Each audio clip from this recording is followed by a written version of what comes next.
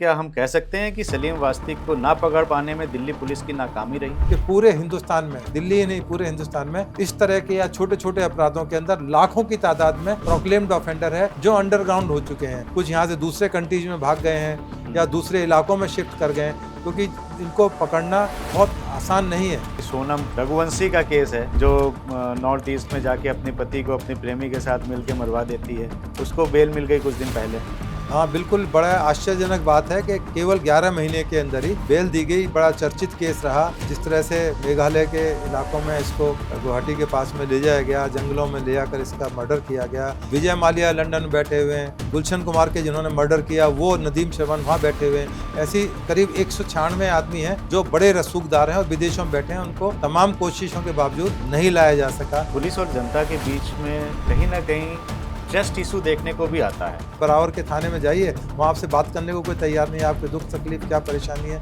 जब तक आपके पास कोई पॉलिटिकल प्रेशर, पैसा या और तरह का इन्फ्लुएंस ना इस्तेमाल कर पाएँ तो हो नहीं पाता है। पुलिस का काम यह है कि आप मुजरिम को, क्रिमिनल को पकड़ के आप पेश करिए। न्याय व्यवस्था है वो फैसला करेगी कि उसने जुर्म किया है नहीं किया, उसको क्या सज़ा देनी है नहीं देनी है। तो ऐसे आदमी को कोर्ट कानून के रास्ते से नहीं सुधारा जा सकता, उनके लिए टिट फॉर टैट है। आपने देखा अमेरिका के अंदर जब कोई गोली चलाता है किसी के ऊपर, सीधा उठा के शूट कर देते हैं, तो वहाँ तो कोई हड़कंप नहीं होता। लेकिन थाने के अंदर जाके डराना धमकाना, ये पुलिस का नेचर कब सुधरेगा? आदमी अगर सही भी है तो भी पुलिस और थाने जाने में डरता है। पब्लिक की भी जिम्मेदारी है। अपने छोटे लालच के लिए हम पुलिस वालों को रिश्वत देके, उनके हाथ ग्रीस करके और अपना काम निकलवाने में विश्वास रखते हैं, तो पुलिस को तो करप्ट जनता कर रही है। कि ये वकीलों का और पुलिस का 36 का आंकड़ा क्यों रहता है? क्योंकि पुलिस को अपने एविडेंस देने के लिए अदालतों के अंदर जाना पड़ता है और वहाँ उनका मौका होता है पुलिस को पीटने का, तो वो कामयाब भी होते हैं वकील लोग। जब अदालत में पुलिस वाला मिलता है उसकी खूब अच्छे धुनाई भी कर देते हैं। थाने गए और SHO साहब ने मना कर दिया, FIR नहीं लिखी जाएगी। उस स्थिति में क्या कर सकते हैं? भारत में कानून व्यवस्था को लेकर कई बार प्रश्नवाचक चिन्ह खड़े किए जाते हैं। पुलिस और पब्लिक के बीच का जो संबंध है वो भी कहीं ना कहीं फ्रेंडली देखने को नहीं मिलता है। अक्सर होता ये है कि हम जब कहीं निकल रहे होते हैं और अचानक से कोई पुलिस वाला हमारे सामने आ जाता है, देख के डर जाते हैं। पुलिस की गाड़ी अगर हमारी गली मोहल्ले या हमारी सोसाइटी में आ जाती है तो भी लगता है यार किसके घर आ गई है। तो पुलिस को देख के हम भयभीत क्यों हो जाते हैं? अभी हाल फिलहाल में कुछ ऐसी घटनाएं घटित हुई जिनको लेकर पुलिस के ऊपर बहुत से प्रश्नवाचक चिन्ह लगे हैं। सलीम वास्तिक एक ऐसा नाम है जो अभी हाल फिलहाल में बहुत चर्चा का विषय बना रहा। गाजियाबाद के लोनी के रहने वाले सलीम वास्तिक, जिनका गला रेत कर मारने की कोशिश की गई थी और जो लोग आए थे उनको मारने, 2 भाई, उनको यूपी पुलिस ने एनकाउंटर में ढेर कर दिया था। कुछ ही महीनों के बाद में पता चलता है कि सलीम वास्तिक जी 30-32 साल पहले उम्र कैद की सजा पाए थे और ये भाई साहब फरार हो गए थे। मैंने उनके साथ एक पॉडकास्ट भी किया था। ये इतनी बड़ी नाकामी कि 30-32 साल कोई बच के रह सकता है और दिल्ली पुलिस की नाक के नीचे, मतलब जस्ट बगल में, लोनी में, गाजियाबाद में वो रह रहे थे। ताजुब तब हुआ जब उनको जो है सिक्योरिटी भी मिल गई, उसके बाद भी कोई पहचान नहीं पाया उनको। ये नाकामी पुलिस की है या हमारी कानून व्यवस्था की या पूरे सिस्टम की? नमस्कार, वंदे मातरम, जय हिंद। एक बार फिर से आपका बहुत बहुत स्वागत है तिवारी जी टॉक शो के इस बहुत ही खास एपिसोड में। आज का एपिसोड इसलिए खास है क्योंकि हमारे पास है, हमारे साथ हैं रिटायर्ड ACP वेद भूषण शर्मा जी। नमस्कार सर, दिल्ली पुलिस से रिटायर्ड हैं। 35 साल इन्होंने दिल्ली पुलिस में सेवाएं दी हैं। अभी दिल्ली पुलिस महासंघ चलाते हैं, उसके प्रेसिडेंट हैं, उसकी स्थापना करी है और पुलिस और पब्लिक के बीच में सहयोग बढ़ाने की कोशिश कर रहे हैं। सर, बहुत बहुत स्वागत है तिवारी जी टॉक शो में। सर, सबसे पहले तो बताइए, ये सलीम वास्तिक का जो केस आया, तो इसमें क्या हम कह सकते हैं कि सलीम वास्तिक को ना पकड़ पाने में दिल्ली पुलिस की नाकामी रही? देखिए, सलीम वास्तिक, जिसका असल नाम सलीम खान एलियास मुन्ना था और लोनी के क्षेत्र में ही रहता था और उसकी जूडो कराटे में कुछ उसने अपने सेल्फ ट्रेनिंग कर ली, सेल्फ स्टाइल टीचर बन गया। और दरियागंज में रामजस पब्लिक स्कूल है, एक छोटा सा स्कूल है 12th क्लास तक, उसमें वो बतौर ट्रेनर, फिजिकल ट्रेनर उसकी पोस्टिंग हो गई। तो उसके साथ में उस समय एक लड़का अनिल भी हुआ करता था, उनकी आपस में अच्छी दोस्ती थी। तो इसी क्रम में उनके खुराफाती दिमाग में ये आया कि क्यों ना ऐसा मोटा हाथ मारा जाए कि स्कूल की जो तनख्वाह मिलती है वो जल्दी खर्च हो जाती है, तो मोटे हाथ लगेंगे तो आर पार की हो जाएगी। इसी क्रम में उन्होंने सोचा कि स्कूल के बच्चों से ही शुरुआत की जाए, क्योंकि इनको सब मास्टर जी के नाम से जानते थे। सलीम वास्तिक जिनका नाम है असल खान सलीम खान है। तो उन्होंने एक बच्चा आइडेंटिफाई किया, मिस्टर बंसल, जो एक सीमेंट के कारोबारी थे। तो उनको लगा कि ये अच्छे पैसे वाले आदमी होंगे, इनको इसी बच्चे को इनको किडनैप कर लिया जाए और फिरौती मांगी जाए तो वारे न्यारे हो सकते हैं। इसी क्रम के अंदर एक दिन सलीम खान ने बच्चे को कुछ बहाने से लालच का बहाना दिया और अपने साथ ले गया, और लेकर वो यहाँ से फ़रार हो गया। और लैंडलाइन पर उसके पिता को, क्योंकि उस समय मोबाइल इतने प्रचलित नहीं थे, हालांकि मोबाइल आ चुका था परंतु हर एक आदमी के एक्सेस में नहीं था, तो उसने लैंडलाइन से फ़ोन किया कि आपका बच्चा हमारे कब्जे में है। क्योंकि बच्चा पहुंचा नहीं था तो वो तमाम ढूंढ मची हुई थी। उसमें जब उसके कहा गया कि 30,000 रुपये आप दे दो, शामली एक बस जा रही है, उसके अंदर ये पैसे आपको देने हैं। मैं उस समय शादरा थाने में एसएचओ का काम कर रहा था, और ये जो मुकदमा दर्ज हुआ उसकी किडनैपिंग का, वो मुकदमा दर्ज हुआ गोकुलपुरी एक थाना है, बराबर का ही थाना है। तो तमाम टीम बनाई गई, डीसीपी साहब, सब सिस्टम काम कर रहा था किस तरह से इसको पकड़ा जाए, क्योंकि ना उस टाइम कैमरे थे, सीसीटीवी कैमरे जहाँ से रामजस से इसको किडनैप किया गया था, ना ही कोई और मोबाइल की कोई जानकारी थी। परंतु इसी दौरान में इन्वेस्टिगेशन में एक शख्स ने बताया कि वो तो मास्टर जी के साथ देखा गया है। अब मास्टर जी की तलाश हुई तो मास्टर जी तो वही थे, सलीम खान अलियास सलीम वास्तिक अलियास मुन्ना। तो मुन्ना की तलाशी जब की गई, वो एक्सिस उसकी जल्दी मिल गई और वो पुलिस की गिरफ्त में आ गया। उसने ड्यूरिंग इंटरोगेशन जब उसको पुलिस ने अपने तरीके से पूछताछ की तो उसने बताया कि मैंने बच्चे को मुस्तफाबाद के नाले के अंदर फेंक आया हूँ, मैं दवा आया हूँ बल्कि। तो उस जगह की उसकी निशानदेही कराई गई, वहाँ से बच्चे की डेड बॉडी निकली, उसको स्कूल बैग, उसकी यूनिफॉर्म, उसका खाने का डिब्बा, तमाम चीज़ें वहाँ से मिली। और पुलिस ने इसमें बहुत ही बेहतरीन और सुंदर इन्वेस्टिगेशन की और तमाम जो अकाट्य सबूत थे अदालत के सामने पेश किए। कड़कड़डूमा कोर्ट में ये मुकदमा चलता रहा और अल्टीमेटली आजीवन कारावास में कन्वर्ट कर दिया गया। इसको आजीवन कारावास हो गई और तिहाड़ जेल में इनको भेज दिया गया। उसके बाद में सन 2000 के आसपास इसने अपने वकीलों की मार्फत बड़े वकील हायर करके और बीमारी का बहाना लगा के, घर में मदर की बीमारी, फादर की बीमारी और कई तरह के प्रपंच रचकर ये पैरोल पर बाहर आ गया। अब चूँकि दिमाग में खुराफात था तो इसने अपने आप को अंडरग्राउंड कर लिया और अदालत के अंदर शमशान घाट की रसीदें और तमाम सबूत पेश किए कि सलीम वास्तिक की मौत हो चुकी है, जबकि वो असल ज़िंदगी में ज़िंदा था। उसने अपना काफ़ी हद तक रंग रूप, अपना हुलिया बदलने की कोशिश की और कामयाब भी रहा। और दिल्ली से ही लगे हुए लोनी के इलाके में वो जाकर रहने लगा। और उसने, जो चूँकि मुस्लिम था, उसने एक आडंबर रचा कि मैं मुसलमानी जो धर्म है, इस्लाम है, उसमें बहुत सारी शॉर्टेज हैं, कमियां हैं, और उसने इसलिए नाम भी उसका वास्तिक रख लिया, जो कि नॉर्मली हिंदू कल्चर के अंदर होता है। तो सलीम वास्तिक ने तमाम सोशल मीडिया का इस्तेमाल किया, अपने इन्फ्लुएंस को बढ़ाया। तो उसके इसी दौरान में उसके भाई से उसका झगड़ा हो गया और पुलिस के जो रिकॉर्ड था उसमें इसको भगोड़ा करार कर दिया गया। उसको प्रोक्लेम्ड ऑफेंडर बोलते हैं, जिसमें कि तमाम तरह की अटैचमेंट होती हैं, उसके बाद घोषणाएं की जाती हैं, कोर्ट के अंदर नोटिफाई किया जाता है। तो कोर्ट ने तमाम चीज़ों को स्वीकार करके केस बंद कर दिया। ये मान लिया गया कि जो क्रिमिनल है वो हमेशा के लिए डेथ हो चुकी है।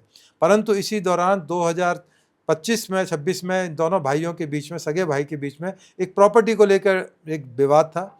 उस विवाद के अंदर इसका भाई इसके ऑफिस में आकर इसके ऊपर अटैक किया और ये मामला धीरे धीरे गड़बड़ा गया, बहुत जब बड़े लेवल पर चला गया। और सलीम खान जो है, धीरे धीरे उसकी असलियत पता लगी तो दिल्ली पुलिस के क्राइम ब्रांच के स्पेशल सेल के ऑफिसर्स को किसी ने सूचना दी कि ये वही आदमी है जो भगोड़ा है पुलिस की फाइलों में। और तिवारी जी, मैं आपकी जानकारी के, आपके दर्शकों की जानकारी के लिए बताऊं कि पूरे हिंदुस्तान में, दिल्ली ही नहीं पूरे हिंदुस्तान में इस तरह के या छोटे छोटे अपराधों के अंदर लाखों की तादाद में प्रोक्लेम्ड ऑफेंडर है जो अंडरग्राउंड हो चुके हैं। कुछ यहाँ से दूसरे कंट्रीज में भाग गए हैं या दूसरे इलाकों में शिफ्ट कर गए हैं, क्योंकि इनको पकड़ना बहुत आसान नहीं है, क्योंकि वो तमाम तकनीकें आज जानते हैं कि मोबाइल कैसे इस्तेमाल करना है, कौन सा मोबाइल इस्तेमाल करना है, अपनी पोजीशन कैसे चेंज करनी है, इवन नाम भी अपना बदल लेते हैं। तो पुलिस के लिए एक बहुत बड़ा चैलेंज होता है। परंतु जब उसका फेस और इसका फेस एक्यूज का पुराने डोजियर से मिलाया गया तो पता लगा ये सलीम वास्तिक यही आदमी है जिसने मुकेश बंसल जी के लड़के का मर्डर किया था।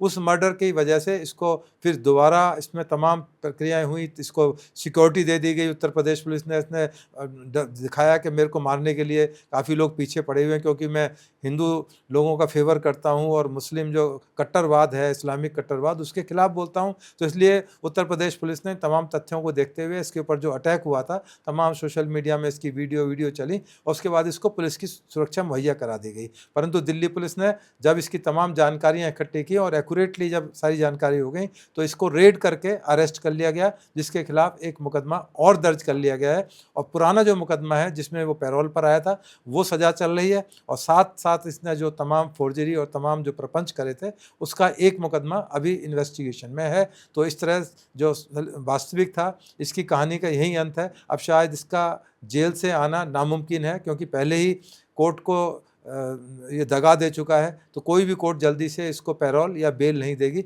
इसकी बाकी ज़िंदगी अब जेल के अंदर ही रहना तय है। ये तो सर नहीं कह सकते कि बेल नहीं मिलेगी, क्योंकि अभी हम देख रहे हैं जो कोर्ट बेल भी दे रही है। अभी सोनम रघुवंशी का केस है जो नॉर्थ ईस्ट में जाके अपने पति को अपनी प्रेमी के साथ मिलके मरवा देती है, उसको बेल मिल गई कुछ दिन पहले। हाँ बिल्कुल, बड़ा आश्चर्यजनक बात है कि केवल 11 महीने के अंदर ही बेल दी गई। बड़ा चर्चित केस रहा। जिस तरह से मेघालय के इलाकों में इसको गुवाहाटी के पास में ले जाया गया, जंगलों में ले जाकर इसका मर्डर किया गया, इसका पूर्व प्रेमी भी साथ था और तमाम चीज़ें निकल कर आईं। परंतु एक ताज्जुब की बात है, क्योंकि जो ये कहा गया कि उसमें कुछ कमियां थीं केस के अंदर, और कमियां कोई बहुत ग्लेयरिंग नहीं थी। एक तरह से कहा जाए कि कुछ क्लैरिकल मिस्टेक एक हुई थी, उसके बिना पर इसको छोड़ा जाना वाकई में एक जुडिशल जो सिस्टम है उसके ऊपर भी सवाल पैदा करता है। अभी आपने देखा कि जस्टिस वर्मा को रिज़ाइन करना पड़ा, क्योंकि उसके घर से करोड़ों रुपए आग में जलते हुए दिखाई दिए थे। तो जुडिशरी भी अब सवाल के घेरे में है, और अब कोई भी आप हो मैं है खुलकर जुडिशरी के खिलाफ भी बोलते हैं। तो कुछ ना कुछ दाल में काला है। इसकी अपील हालांकि मेघालय पुलिस कर रही है, हाई कोर्ट जा रही है। अब देखते हैं हाई कोर्ट में कैसे इन तमाम तथ्यों को वहाँ के जस्टिस एवेल्यूट करते हैं। क्या उसकी बेल सही थी या गलत थी, ये अदालत का विषय है। अदालत अपना निर्णय देंगी, तब पता लगेगा कि क्या जो बेल दी गई थी उसके ग्राउंड सही थे या नहीं थे। बहुत सारे केसों में ऐसा हुआ है कि सेशन कोर्ट्स ने बेल दे दी है, हाई कोर्ट ने उस पर रोक लगा दी है। बहुत सारे दिल्ली में ऐसे केस हैं, इवन बरी कर दिया गया।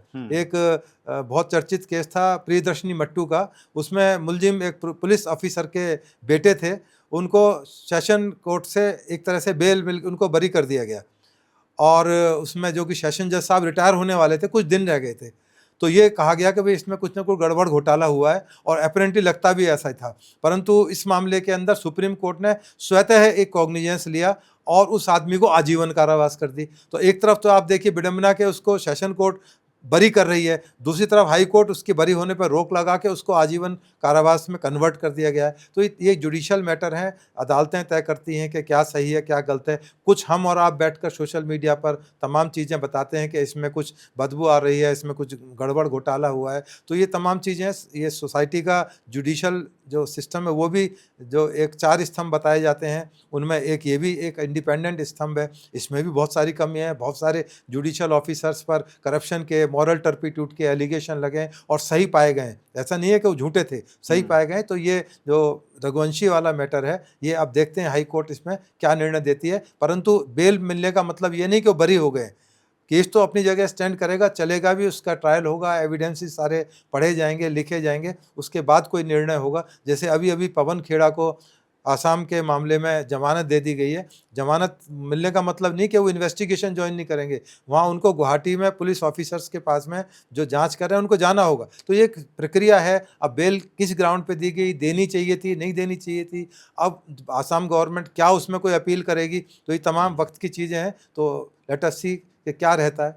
तो इस तरह की जो चीज़ें हैं समाज के अंदर ज़रूर सवाल पैदा करती हैं, परंतु ये सवाल होना भी चाहिए और उचित भी है कि एक आम आदमी को लगता है कि इस तरह के मामले में कहीं न कहीं पैसा अपना रोल प्ले करता है, पावर प्ले करती है। पॉलिटिकल पार्टीज़, ये बड़े टाइम से एलिगेशन लग रहे हैं कि पॉलिटिकल पार्टीज़ उनको खरीद लेती हैं और राज्यसभा का मेंबर बना देती हैं, तमाम तरह के पर्क्स और बेनिफिट देते हैं। तो अब वो समय नहीं है, अब सोशल मीडिया हर चीज़ को एनालाइज़ करता है और बताता है समाज को कि इस मामले में कुछ न कुछ दुर्गंध आ रही है, बदबू आ रही है। जिस तरह से मैंने जस्टिस वर्मा का केस बताया कि उनके घर से इतनी बड़ी तादाद में पैसा मिलना, जिसका उन्होंने कोई एक्सप्लेनेशन नहीं दिया और अपने दबदबे या रसूख की वजह से उनके खिलाफ आज तक भी कोई एफआईआर दर्ज नहीं हुई। यदि आम आदमी पे मेरे आपके घर से इतने पैसे मिल जाएं तो उठा के उसी टाइम जेल में डाल दिए जाएंगे। तो ये कथनी और करनी में कुछ फ़र्क है। तो समाज का एक हम लोग और आप लोग भी हिस्सा हैं, तो तमाम चीज़ों को हम देखते रहते हैं, देखते हैं आने वाले समय में हो सकता है चीज़ बेहतर हो। सवाल उठेंगे सर, सवाल उठते हैं। अभी इसी केस पे आते हैं हम, सलीम वास्तिक के केस में ही 30-32 साल कोई आदमी फरार है, उसको बेल भी मिल रही है, तो कौन दोषी है सर? दिल्ली पुलिस की नाकामी है कि 30-32 साल उसे पहचान नहीं पाई, उसे खोज नहीं पाई, या फिर हमारे पूरे की पूरी न्याय व्यवस्था पे जिसने उसको बेल दी? देखिए, ये एक बड़ा कॉम्प्लेक्स इशू है। अब बहुत से बड़े बड़े मुलजिम ऐसे हैं जिनको गवर्नमेंट और कोर्ट लाने में नाकामयाब रही है। विजय माल्या लंदन में बैठे हुए हैं, गुलशन कुमार के जिन्होंने मर्डर किया वो नदीम श्रवण वहाँ बैठे हुए हैं। ऐसी करीब 196 आदमी हैं जो बड़े रसूखदार हैं और विदेशों में बैठे हैं, उनको तमाम कोशिशों के बावजूद नहीं लाया जा सका। हालांकि गवर्नमेंट अपनी तरफ से कोशिश करती है, सरकार प्रत्यार्पण की कोशिश करती है, पर वो इतने प्रभावशाली हैं, पैसे वाले हैं कि वो तमाम चीज़ें वहाँ उन कंट्रीज में मैनेज कर लेते हैं। अभी हाल ही के अंदर एक बहुत बड़ा ड्रग स्मगलर सलीम एलियास डोला, जिसको टर्की से भारत लाने में कामयाब हो पाई है हमारी सरकार। तो ऐसा नहीं है कि वो करती नहीं है, सरकारें अपना काम करती रहती हैं। ये चूहे और बिल्ली का खेल है, पुलिस पीछे पीछे रहती है और चोर आगे आगे रहता है। जीत किसकी होती है ये वक्त तय करता है। बिल्कुल, पुलिस और जनता के बीच में कहीं ना कहीं ट्रस्ट इशू देखने को भी आता है। अभी भी वो विश्वास जनता के अंदर नहीं है पुलिस को लेकर। देखिए तिवारी जी, ये जो पुलिस प्रणाली है हिंदुस्तान में ब्रिटिशर्स की देन थी। ब्रिटिशर्स ने पुलिस का इस तरह से दोहन किया, इस तरह से उसकी रचना की, संगठन की रचना की कि वो लंदन में बैठकर यहाँ हिंदुस्तान में अपनी सरकार को चला सकें। इसी क्रम में उन्होंने कानून भी दिया, कुछ अच्छाई भी उन्होंने दी कि अच्छे कानून हमको दिए। उसके अलावा अभी भारत ने नए अपने कानून बनाए हैं 2024 में, तीनों जो मेजर लॉज हैं उनमें चेंज किया है, परंतु अभी बहुत सारी चीज़ होनी बकाया है। हम फॉरेन कंट्रीज से कंपेयर तो करते हैं, वहाँ पर उनके सिस्टम्स को समझने की कोशिश करते हैं तो हमारी आंखें फटी रहती हैं। आप बड़े बड़े, मैं अभी जापान गया था, टोक्यो में, मुझे पूरे 5 दिन में एक भी पुलिस वाला वहाँ दिखाई नहीं दिया। और कितना अच्छा लॉ एंड ऑर्डर है, आप हैरान नहीं। मैं खुद यूनाइटेड नेशंस में साइप्रस एक कंट्री है, वहाँ मेरी पोस्टिंग रही, तो मैंने देखा कि वहाँ नॉर्मली पुलिस वाले सड़क पर दिखाई नहीं देते हैं। परंतु हिंदुस्तान के अंदर अभी भी वही ट्रेडिशनल पुलिसिंग चली आ रही है। हालांकि उसमें चेंज हुआ है, तमाम चीज़ें ऑनलाइन हुई हैं, 0 एफआईआर का प्रोविज़न किया गया है, परंतु दुर्भाग्य से वर्दी आज भी वही है, वर्दी खाकी है। खाकी वर्दी को देखकर वैसे ही लोगों के मन में घृणा है, गुस्सा है। तो सरकार को आपके माध्यम से मैं कहना चाहता हूं कि इस वर्दी को भी चेंज करें। आपने नई पार्लियामेंट दी, नया कानून दिया, सब कुछ नई दे रहे हैं। और एक जो सबसे इम्पॉर्टेंट समाज को टच करता है जो डिपार्टमेंट, जो 24/7 काम करता है, यदि किसी के घर में पानी नहीं आता तो वही थाने पहुंच जाता है कि मेरे घर में पानी की व्यवस्था कराई जाए, पानी नहीं आ रहा है। किसी घर में बिल्ली घुस जाए तो जी मैं तो स्केर्ड हूँ, अकेली लड़की हूँ, मेरे को बिल्ली से बड़ा डर लगता है, वो 100 नंबर पर कॉल भी कर देती हैं। तो इस तरह की चीज़ें हैं। तो इसलिए जो पब्लिक का और पुलिस का जो कोऑर्डिनेशन है वो अभी उसके अंदर बहुत कमियां हैं, बहुत त्रुटियां हैं और बहुत कुछ किए जाने की संभावना है। परंतु चूंकि पुलिस का सिस्टम अपने आप में डिफेक्टिव है, कई लेयर्स की यहाँ पर पुलिसिंग होती है, एक कांस्टेबल ज्वाइन कर रहा है, एक सब इंस्पेक्टर ज्वाइन कर रहा है, एक एसीपी के रैंक में ज्वाइन कर रहा है, एक आईपीएस ज्वाइन कर रहा है, तो अलग अलग प्लेटफॉर्म से अलग अलग तरह की भर्ती होनी है। ये तमाम प्रक्रियाएं जो हैं ये कहीं ना कहीं पुलिसिंग को नुकसान पहुंचाती हैं। जिस तरह से आईपीएस लॉबी है वो अपने आप को राजकुमार या प्रिंस या राजा एम्परर की तरह अपना उनका व्यवहार होता है। इसी तरह जो नीचे से सिपाही जा रहा है, अपना गरीब घर से गाँव से आया है, उसके तमाम चीज़ों की जानकारी नहीं है, कानून की जानकारी नहीं है, कैसे पुलिसिंग की जाए। मैं अभी रशिया गया था तो रशिया में बिल्कुल पुलिस का तरीका बिल्कुल डिफरेंट है। वहाँ पर यदि आपको पुलिस अधिकारी बनना है तो पहले 5 साल तक आपको उसी तरह के स्कूल में पढ़ना पड़ेगा। उसमें तमाम आपको फायरिंग सिखाई जाएगी, ड्राइविंग सिखाई जाएगी और कानून पढ़ाया जाएगा, कैसे पब्लिक से बात की जाए। वो तमाम चीज़ें करने के बाद जब वो पास हो जाता है तब उसको पुलिस में इंडक्ट किया जाता है। यहाँ सीधा यूनिवर्सिटी से कोई अच्छी पढ़ाई करके आ गया तो वो सीधा आईपीएस निकल जाता है, हालांकि सार्वजनिक जीवन से उसका कोई, समझा कि वो जीरो है बिल्कुल। बहुत से आईपीएस ऑफिसर तो ऐसे हैं कि समाज से उनका लेना ही देना नहीं है। कुछ इतनी बड़ी फैमिली से आते हैं कि वो नीचे देखना भी उनके लिए बड़ा मुश्किल होता है कि मैं नीचे क्यों देखूं, मैं तो अपने से ऊपर वाले को देखूंगा। तो समाज में ये जो गलत मैसेज जाता है पुलिस के बारे में, और काफ़ी हद तक ठीक है, इसमें सुधार की ज़रूरत है। उम्मीद करते हैं कि सरकार ज़रूर इसमें आमूल-चूल परिवर्तन करेगी। दूसरे कंट्रीज से हम सीख सकते हैं कि वहाँ पर पुलिसिंग कैसे होती है, कैसे लोगों के अंदर ट्रस्ट बिल्ड किया जाता है। तो ये ट्रस्ट बिल्डिंग की जो एक्सरसाइज है, सरकार इसको पूरा करे। और ऐसी कोई चीज़ नहीं है कि पूरी नहीं हो सकती है। हम दूसरे कंट्रीज से जो हम कानून बाबा भीमराव अम्बेडकर ने बनाया, बहुत सारे कंट्रीज से उन्होंने कट पेस्ट कर लिया, तो हम भी कट पेस्ट करके अपने यूनिफॉर्म, अपने थाने, उनमें जो सोच है उसमें बदलाव कर सकते हैं। अब उसमें बहुत सारे पुलिस थाने के अंदर डिपार्टमेंट होते हैं, रिकॉर्ड, माल खाना, फलां डिपार्टमेंट, जिनमें किसी के भी पुलिस वाले को ट्रेनिंग नहीं कराई जाती, वो trade of all jacks master of none. तो इस तरह की एक स्थिति पुलिस के अंदर है, तो इसको बदले जाने की ज़रूरत है। तभी एक जो बिल्टअप होगा पब्लिक के और पुलिस के बीच में, सामंजस्य स्थापित होगा, और निर्भीक रूप से थाने में लोग जाकर अपनी कंप्लेंट लिखाएंगे। क्योंकि आज भी आम आदमी थाने में जाते हुए डरता है कि कहीं उसी को ना ग्रिल कर लिया जाए, और ये कई बार होता भी है कि पब्लिक को कई बार खुद थाने में जाकर शर्मिंदगी महसूस होती है, जलील होना पड़ता है। अच्छे खासे पढ़े लिखे आदमी भी थाने में जाकर जिस तरह से उनको पढ़ाया जाता है, बताया जाए, ट्रीट किया जाता है, वो वाकई में सवाल पैदा करता है कि हम एक तरफ तो इतने टॉल क्लेम करते हैं कि हमारा देश इतना आगे बढ़ गया है, दूसरी तरह आप बराबर के थाने में जाइए, वहाँ आपसे बात करने को कोई तैयार नहीं है, आपके दुख तकलीफ क्या परेशानी है।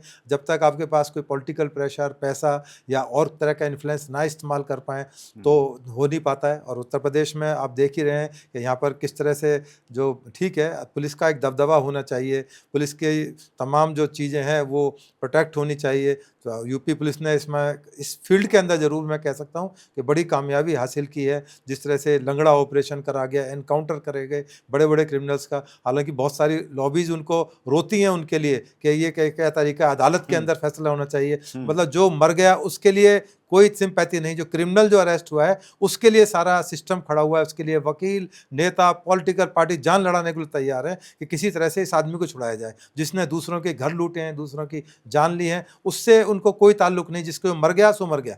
तो ये एक बड़ी एक विसंगति है पुलिस के अंदर, समाज के अंदर, पॉलिटिकल पार्टीज़ की सोच के अंदर। देखते हैं शायद हमारा आपका ये प्रयास कुछ कामयाब रहे। उसमें सब कहने की बात ये भी आ जाती है ना कि आपका पुलिस का काम ये है कि आप मुजरिम को, क्रिमिनल को पकड़ के आप पेश करिए, न्याय व्यवस्था है वो फैसला करेगी कि उसने जुर्म किया है, नहीं किया, उसको क्या सज़ा देनी है, नहीं देनी है। आप पहले ही इनकाउंटर दे रहे हैं, ऑन स्पॉट फैसला सुना दे रहे हैं। हाँ बिल्कुल, इस तरह के क्रिमिनल्स के लिए, जिस तरह यूपी में जो बहुत चर्चित डॉन्स थे, उनको कहते हैं ना पकड़ना नामुमकिन था। हाँ, अतीक अहमद की बात कर रहे हैं। अतीक अहमद है, बहुत सारे अतीक अहमद, एक अतीक हाँ। अहमद नहीं, बहुत बाहुबली उत्तर प्रदेश में है। तो ऐसे आदमी को कोर्ट कानून के रास्ते से नहीं सुधारा जा सकता, उनके लिए टिट फॉर टैट है। आपने देखा अमेरिका के अंदर जब कोई गोली चलाता है किसी के ऊपर, सीधा उठा के शूट कर देते हैं, तो वहाँ तो कोई हड़कंप नहीं होता। अभी ट्रंप के ऊपर पहले भी एक अटैक हुआ था, सीधा उठाकर पुलिस वालों ने गन मारी, सीधा ख़त्म कर दिया, वहाँ कोई इस तरह का हंगामा नहीं हुआ। अभी दोबारा फिर एक ट्रंप के ऊपर अटैक हुआ, तो वहाँ कोई इस तरह की चीज़ें नहीं करती। यहाँ केवल अपने डिपार्टमेंट को, अपनी संस्थाओं को हम लोग कोसने पर लगे रहते हैं। उनका जो मॉरल बूस्ट करना चाहिए ऐसे समय में, यहाँ पर नहीं करते। उनका इतना बड़ा 26/11 का 9/11 हुआ उनके यहाँ, उसके बाद उन्होंने तमाम पूरा कंट्री एक साथ खड़ा हो गया इन टेररिस्ट के खिलाफ में, और उसको पाकिस्तान में मार भी दिया वहाँ की गवर्नमेंट ने। तो इसलिए जो हमारा जो सिस्टम है इसमें बदलाव की ज़रूरत है, पब्लिक में भी सोच की बदलाव की ज़रूरत है, दूसरी तरफ सरकार और पब्लिक के अंदर भी सोच की बदलाव की ज़रूरत है। वो बेसिक कानून उनको बताया जाए कि किन मामलों में पुलिस FIR कर सकती है, नहीं कर सकती, पुलिस की क्या लिमिटेशंस हैं। हर एक आदमी के माइंड में है कि सब चीज़ों का इलाज थाने में है, क्योंकि उनके घर के नज़दीक है, 24/7 थाना खुला होता है, तो वो कुछ नहीं समझ में आता, सीधे थाने पहुंच जाते हैं। चाहे वो मेडिकल से रिलेटेड इश्यूज़ हो, ज़मीन से रिलेटेड इश्यूज़ हो, पैसे से रिलेटेड इश्यूज़ हो। तो इसमें आमतौर पर लगता है कि पुलिस वाले बिल्कुल निकम्मे हैं और बिल्कुल बेकार हैं, जबकि ऐसा नहीं है। कहीं कोई ऑफेंस होता है, उसमें बेहतरीन इन्वेस्टिगेशंस भी की हैं, लोगों को कन्विक्ट किया गया, सजाया कराया गया, चीफ मिनिस्टर साहब तक को जेल भेज दिया गया है। अब लालू यादव जो है आजीवन कारावास की सजा भुगत रहे हैं, 10 साल चौटाला को सजा हुई। बड़े से बड़े लोग, ऐसा नहीं है कि जेलों में नहीं रहे, और अभी भी दिल्ली तिहाड़ के अंदर 10,000 से ऊपर ज़्यादा क्रिमिनल बंद हैं। तो इसलिए बंद है ना क्योंकि पुलिस ने इन्वेस्टिगेशन करी। अब वो छूट जाएं, बरी हो जाएं, वो एक अलग इशू है कि टेक्निकल ग्राउंड पर गवाह नहीं मिल रहे, बहुत सारे मामलों में गवाही नहीं आते हैं, गवाही देने ही नहीं आते हैं, इतना उनको डर और खौफ बैठा दिया जाता है, यदि कोर्ट में गवाही देने आओगे तो आपको गोली मार दी जाएगी, आपके परिवार को प्रताड़ित किया जाएगा। तो बहुत सारे रीज़न हैं,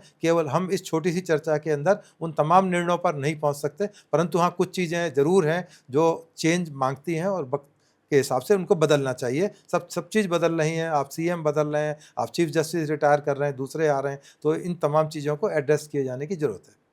लेकिन थाने के अंदर जाके डराना धमकाना, ये पुलिस का नेचर कब सुधरेगा? अभी अजय पाल शर्मा, उनकी एक रील बहुत वायरल हो रही थी, कोलकाता में इलेक्शंस के दौरान, बंगाल में इलेक्शंस के दौरान वो धमकाते हुए नजर आए। एक रील और वायरल हुई थी जिसमें कि एक पिता पुत्र था, वो किसी काम से जाता है थाने में और उस बच्चे के सामने उसके पिता को बहुत मारते हैं एसएचओ साहब।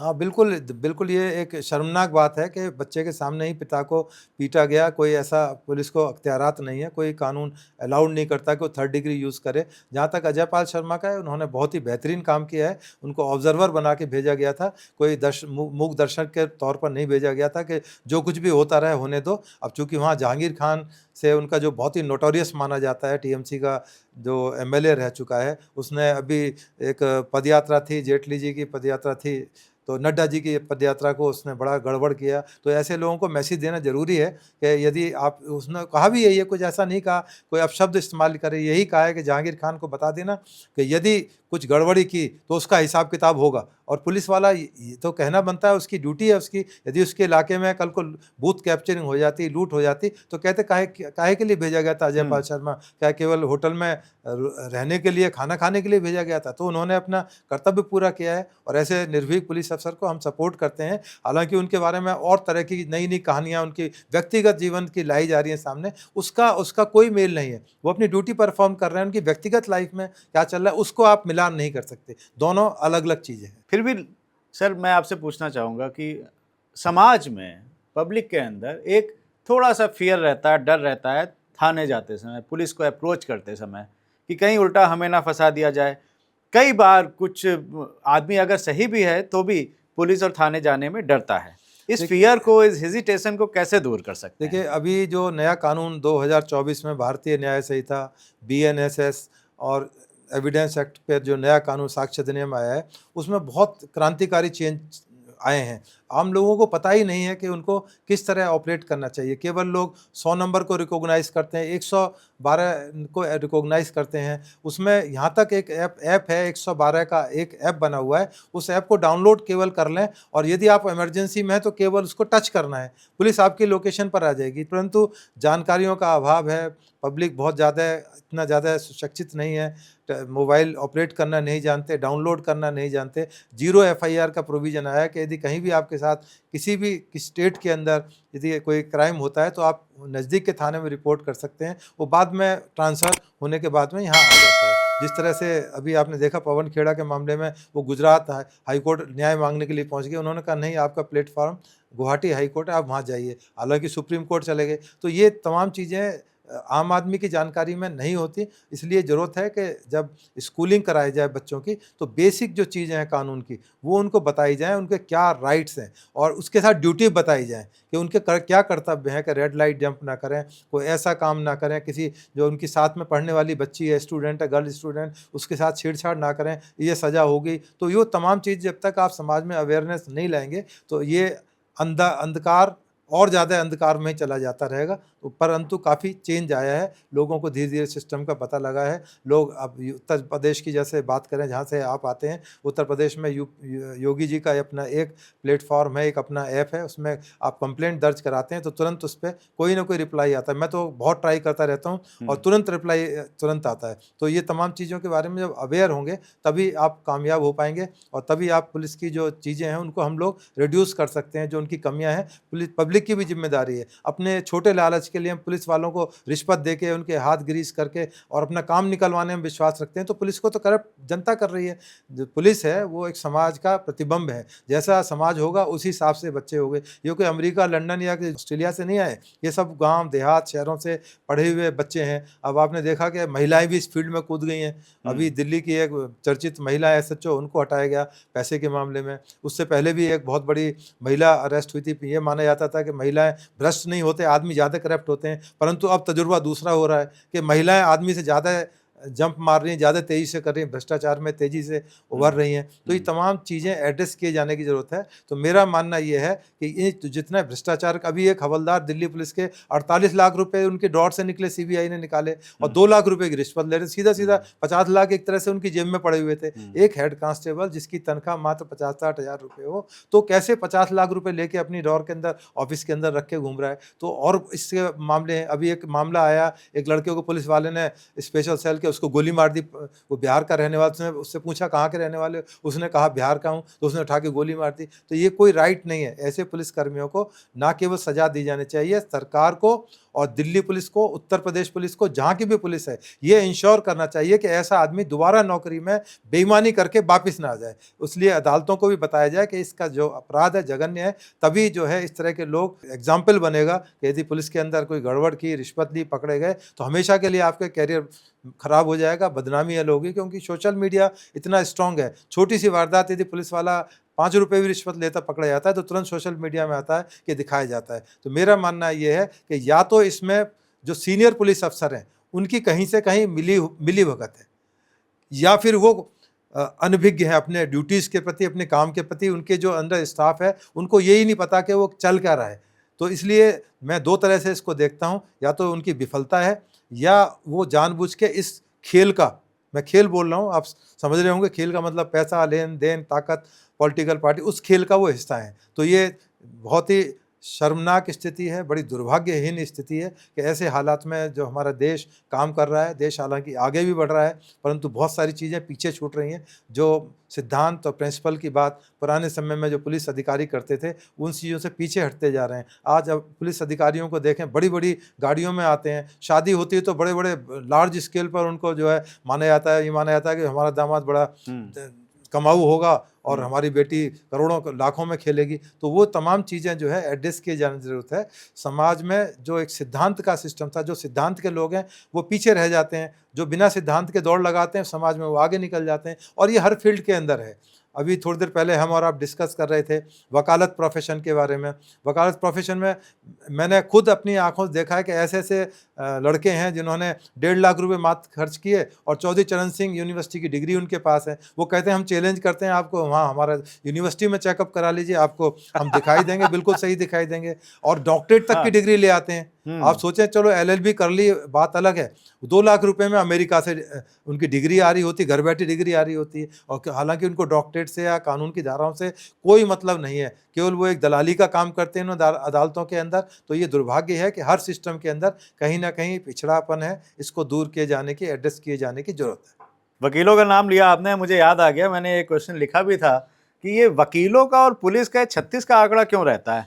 आए दिन कुछ ना कुछ सुनने को मिलता है। देखिए, ये एक ऐसा कॉम्प्लिकेट इशू है, क्योंकि जो पुलिस है वो प्रोसिक्यूशन साइड से है और उनका डिफेंस की साइड होती है कि ये आपने इसको गलत अरेस्ट किया या इस तमाम प्रोसीजरल चीज़ें आपकी गलती हैं। तो ये कन्फ्रंटेशन की स्थिति बहुत पहले से रही है। जब किरण बेदी नॉर्थ डिस्ट्रिक्ट में DCP थी, मैं सिविल लाइन थाने के अंदर सब इंस्पेक्टर पोस्टिंग था, तब भी एक कन्फ्रंटेशन हुआ था। उसके बाद में पीछे तीसियारी कोर्ट में भी इस तरह का कन्फ्रंटेशन देखने को मिला। उत्तर प्रदेश के अंदर, नोएडा में, पूरे उत्तर प्रदेश, बिहार, सब जगह पुलिस और वकीलों के बीच में कन्फ्रंटेशन होता है, क्योंकि पुलिस को अपने एविडेंस देने के लिए अदालतों के अंदर जाना पड़ता है और वहाँ उनका मौका होता है पुलिस को पीटने का। तो वो कामयाब भी होते हैं वकील लोग, जब अदालत में पुलिस वाला मिलता है उसकी खूब अच्छे धुनाई भी कर देते हैं। हालांकि इसके लिए कानून बना हुआ है कि पुलिस वाला ऑनलाइन अपनी एविडेंस दे सकता है। अब आपको ताज्जुब की बात बताऊं, आपके दर्शकों को पता होना चाहिए, दिल्ली में ऑनलाइन गवाही पुलिस वाला नहीं दे सकता। उत्तर प्रदेश में पिछले कई साल से ये मामला चल रहा है, हरियाणा में चल रहा है। दिल्ली में जब कोशिश की गई तो उनको लगा कि पुलिस वालों को पीटने का मौका नहीं मिलेगा, तो उन्होंने इतना विरोध किया कि ऑनलाइन नहीं, पुलिस वाले को कोर्ट में आकर ही बयान देने होंगे। इतना बड़ा प्रदेश उत्तर प्रदेश, उसमें ऑनलाइन एविडेंस पुलिस वाला रिकॉर्ड करा रहा है। एक आदमी जो रिटायर हो गया है या सर्विस में है, उसकी पोस्टिंग गोरखपुर में है या कानपुर में है, अब उसको नोएडा कोर्ट के अंदर गवाही देने के लिए आना है, तो ये ज़्यादा अच्छा रहेगा कि वहीं बैठ के गवाही दे और उसकी भी परेशानी बचेगी, उसका टाइम ज़्यादा वैल्यूएबल टाइम अपनी ड्यूटीज़ में करेगा और नोएडा आएगा, पता लगा अगली तारीख लग गई। तो ये तमाम चीज़ें एड्रेस किए जाने की ज़रूरत है और बहुत बारीकी से इन चीज़ों में जब तक नहीं जाया जाएगा तो ये समस्याएं खड़ी रहेंगी। बिल्कुल। एक मुद्दा और रहता है सर कि कई बार ये होता है कि थाने गए और एसएचओ साहब ने मना कर दिया, एफआईआर नहीं लिखी जाएगी, बैठाले रखते हैं उनको 4-4 5-5 घंटे, दबाव डलवाते हैं, समाज के कुछ लोग आ जाते हैं उनको ये बताने कि भाई ये एफआईआर करा तो तुम फंस जाओगे। उस स्थिति में क्या कर सकते हैं? देखिए, बिल्कुल ये आपका वाजिब सवाल है, क्योंकि जो लोकल प्रेशर पुलिस के ऊपर होता है, कहीं ना कहीं कंप्रोमाइज़ कर लिया जाता है। एक आदमी जिसकी शिकायत किसी बाहुबली के खिलाफ है, पड़ोसी के खिलाफ है, या वो कमज़ोर है, परिवार से कमज़ोर है, पैसे से कमज़ोर है, तो जब वो थाने जाता है तो उसकी बात नहीं सुनी जाती। जो उस इलाके का पैसे से धनाढ्य है, पैसे से ताकतवर है, तो निर्बल को ना दोष गुसाई, तो वो अपने पैसे के दम पर तमाम काम कराता है, जो कि एक बहुत शर्म की बात है कि एक आम आदमी जो गरीब आदमी है, जिसके पॉकेट में पैसा नहीं है, अपनी दुख फरियाद लेकर जाता है तो उसकी सुनवाई नहीं होती। परंतु जो दिल्ली पुलिस महासंघ है, हमने ये पहल की थी जब वकील और पुलिस आमने सामने आ गए थे 30 यारी कोर्ट में, तो एक बहुत बड़ा हम अपनी बात रखने के लिए पुलिस हेडक्वार्टर पहुंचे थे। क्योंकि मैं रिटायर हो गया था तो उस समय ये मेरी केवल एक वीडियो की मैंने डाली थी कि मैं कमिश्नर साहब से बात करूंगा कि जिन पुलिस वालों को अरेस्ट करने की बात हो रही है उनको अरेस्ट ना किया जाए। परंतु उसका नतीजा ये निकला कि हज़ारों की तादाद में पुलिस वाले, नए लड़के लड़कियाँ, तमाम ITO पर पुलिस हेडक्वार्टर को घेर लिया। अब चूँकि मैं उसकी अगुवाई कर रहा था तो मुझे भी कहा गया कि ये क्या झमेला खड़ा कर दिया। तो फिर उस टाइम तक कोई प्लेटफार्म दिल्ली पुलिस के पास या स्टेट पुलिस के पास नहीं है। आज भी उत्तर प्रदेश पुलिस की करोड़ों की तादाद में, लाखों की तादाद में पुलिस अफसर रिटायरमेंट के बाद जी रहे हैं, परंतु उनकी तरफ से कभी कोशिश नहीं गई कि एक प्लेटफार्म पुलिस वालों के लिए हम लोग रिटायरमेंट के बाद दें। आज मैं खुलकर आपके सामने अपनी बात रख सकता हूँ, किसी भी टीवी चैनल पर बात रख सकता हूँ। पूरे इंडिया में जब भी कोई पुलिस का मामला आता है, पूरे इंडिया में, चाहे सुशांत राजपूत का मामला हो, वेस्ट बंगाल में RG कार हॉस्पिटल का मामला हो, हैदराबाद में एनकाउंटर के मामले आते हों, तो मैं बिल्कुल खुलकर बोलता हूँ, जो सही है वो बोलता हूँ, जो न्याय संगत बात है वो बोलता हूँ। इसलिए ये एक विचार आया कि क्यों ना इसको एक प्लेटफार्म के रूप में डेवलप किया जाए। तो हमने दिल्ली पुलिस महासंघ की स्थापना की, जिसमें तमाम रिटायर्ड पुलिस अधिकारी हैं। एक तरह से जितनी दिल्ली पुलिस की फोर्स है या हिंदुस्तान की फोर्स है, क्योंकि मैं उन सभी के हित की बात करता हूँ, उनके इंटरेस्ट की बात करता हूँ, तो वो तमाम हमारा हिस्सा हैं। कुछ मेंबर्स हैं, कुछ नॉन मेंबर्स हैं, इवन पब्लिक के कुछ हमारे साथी हैं जो हमें सहयोग करते हैं, हमारे साथ कंधा से कंधा मिलाकर लड़ते हैं। तो दिल्ली पुलिस महासंघ, यदि किसी की कोई प्रॉब्लम है, किसी भी स्टेट की हो, we are ready to go. हर तरह से उसकी मदद की जाएगी, कानूनी रूप से की जाएगी, क्योंकि हमारी जो टीम है उसके अंदर जो पुलिस से रिटायर्ड अधिकारी हैं, वो वकील भी हैं, कुछ और भी जो चीज़ें हैं सामाजिक रूप से करते रहते हैं। तो जो हमारा पूरा संगठन है वो केवल पुलिस के इश्यूज़ पर एक फोकस हमारा रहता है। तो उम्मीद है कि आपके थ्रू हमारा ये मैसेज जाएगा। किसी को पुलिस से कोई शिकायत है, शिकवा है, या उसका काम नहीं हो रहा है, या कोई और चीज़ें इस तरह से रिलेटेड हैं कोर्ट कचहरी से, तो वो हमें कांटेक्ट कर सकता है। नंबर मैं आपको प्रोवाइड करा दूंगा। बिल्कुल, बहुत बहुत अच्छी पहल करी है सर आपने।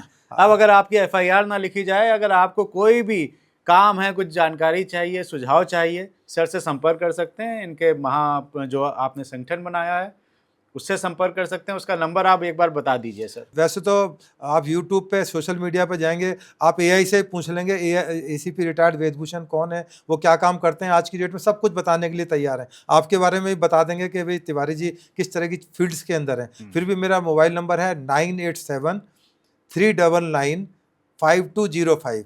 ITO दिल्ली पर पुलिस मुख्यालय जो पुराना है उसके पीछे हमारा एक ऑफिस है, जहाँ हमारे साथी बैठते हैं, पुलिस के इश्यूज़ को एड्रेस करते हैं। टेलीविज़न पर है, पूरे जो बड़ा प्रिंट मीडिया है या नेशनल टेलीविज़न के जो लेवल के चैनल हैं, उन पर मैं अपनी बात रखता हूँ, अपने मेरे साथी अपनी बात रखते हैं और बात सुनी जाती है, समझी जाती है, रिकॉग्नाइज़ की जाती है। मैं आपको बताऊँ कि पीछे अभी हमने हमारे कमिश्नर साहब को रिक्वेस्ट करी, एलजी को लिखा, होम मिनिस्टर साहब को लिखा कि दिल्ली के अंदर महिला थाने होने चाहिए। बहुत समय से डिमांड थी, क्योंकि बहुत सारे स्टेट्स के अंदर, यूपी के अंदर, हरियाणा के अंदर सब जगह महिला थाने चल रहे हैं, पर देखिए दिल्ली राजधानी होते वहाँ पर कोई महिला थाना नहीं था। अब वो बात हमारी स्वीकार कर ली गई है और जल्दी ही दिल्ली के अंदर महिला थाने खुलने की शुरुआत है। इसी तरह से अब पे कमीशन बैठा हुआ है। पे कमीशन ने सुझाव मांगे कि 30 तारीख जो गई है उस तक आपको कोई भी पुलिस से रिलेटेड या सरकारी आदमी को अपनी तनख्वाह पेंशन से रिलेटेड कोई इश्यूज़ हैं तो जो बता सकते हैं। तो हमने दिल्ली पुलिस के लिए रिक्वेस्ट की, उनको लेटर भेजा कमिश्नर को, कमीशन को, कि जो चंडीगढ़ के मापदंड हैं तनख्वाह के और पर्क्स के, वही दिल्ली पुलिस को दिए जाएँ। तो उस बारे में सकारात्मक उनका रिप्लाई रहा। दिल्ली पुलिस के हेडक्वार्टर में एक कमेटी बना दी गई है, जो तमाम जो पुलिस की जो सैलरीज़ हैं, उनके पक्ष हैं, उनको सुना जाता है। इसी क्रम में हमने एक रिक्वेस्ट की थी, बहुत पहले से हमारी रिक्वेस्ट चली आ रही थी कि जब भी कोई पुलिसकर्मी रिटायर्ड होता है, एसीपी के लिए नहीं, परंतु सिपाही से हवलदार, हवलदार से एएसआई, एएसआई से सब इंस्पेक्टर, इंस्पेक्टर, तो उनको एक रैंक अप दिया जाए, उनको सम्मान दिया जाए, उनको केवल रिकॉग्निशन दी जाए। क्योंकि जिस तरह से आर्मी के अंदर रिटायरमेंट से के दिन उनको एक रैंक अप देकर रिटायर किया जाता है, तो अब वो हमारी बात मान ली गई है और जब भी कोई पुलिस वाला रिटायर होता है उसका बाकायदा फंक्शन होता है। कमिश्नर साहब उनसे मिलते हैं, उनको हिम्मत देते हैं कि हम आपके साथ हैं। तो ये जो छोटी-छोटी हमारी पहल हैं वो बहुत कामयाब रही हैं और उम्मीद है आने वाले समय में यदि पुलिस का कोई इस तरह का इश्यू होगा तो हम और आप मिलकर दोबारा से मुहिम के तौर में उसको चलाएंगे। बिल्कुल, एक बार फिर से आपका बहुत बहुत धन्यवाद। आप नमस्कार आज हमारे तिवारी। शो में आए और इतनी अच्छी अच्छी बातें बताई एसीपी साहब ने, और जो मन में एक डर का भाव रहता है, एक हिचकिचाहट रहती है कि हम पुलिस के पास जाएंगे, कहीं हम फंस ना जाएं थाने जाने पर, तो सर ने इतना अच्छा एक अपना संगठन भी बनाया हुआ है जहां पर आप अप्रोच कर सकते हैं। अगर आपको कोई दिक्कत आती है तो आप इस नंबर पर फ़ोन करिए, सर ज़रूर आपकी सहायता करेंगे और जो सुझाव दिए हैं उनको भी आप मानिए तो आपके लिए अच्छा रहेगा। अगर आपके कुछ सवाल हैं एसीपी वेदभूषण जी से तो आप ज़रूर कमेंट करके पूछिए, हम उसके जवाब एसीपी साहब से लेकर आप तक पहुंचाएंगे, ये मेरा वादा है। तिवारी जी टॉक शो को अगर अभी तक आपने सब्सक्राइब नहीं किया है तो सब्सक्राइब कर दीजिए और अपनी सेहत का बहुत बहुत ध्यान रखिए। नमस्कार।